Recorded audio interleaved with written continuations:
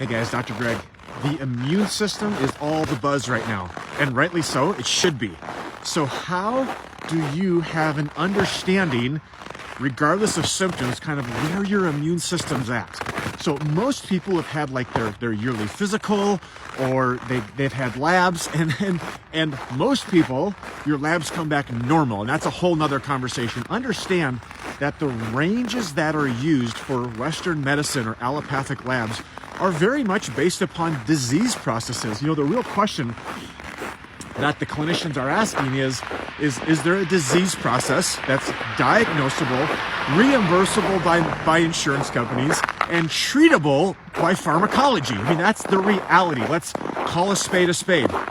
In functional medicine, we use much narrower ranges. So let me give you a few of the numbers that I want you to look at to have an idea about how your immune system is doing. Okay, so the first number that I want to talk about, we know that inflammation has a huge impact upon your immune system. Okay, so I'm gonna throw out some numbers here. So the first test is HSCRP, stands for high sensitivity C-reactive protein. In typical Western medical labs, want that number less than 0.9. In functional medicine, we want that number less than 0.3.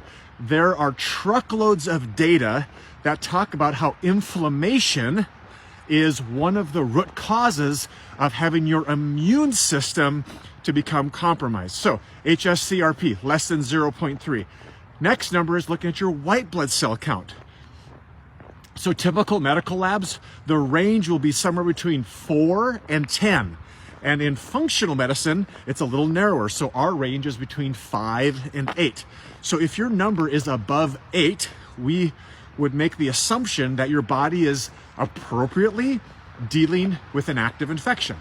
If your number is 5 or less, we would make the assumption that your body has been battling an infection or a host of infections for a very long time. So that's another number that you're going to want to look at from an immune system standpoint. Last number that I'll throw out there, and the range can vary a bit on this one, but it's called ESR, erythrocyte sedimentation rate.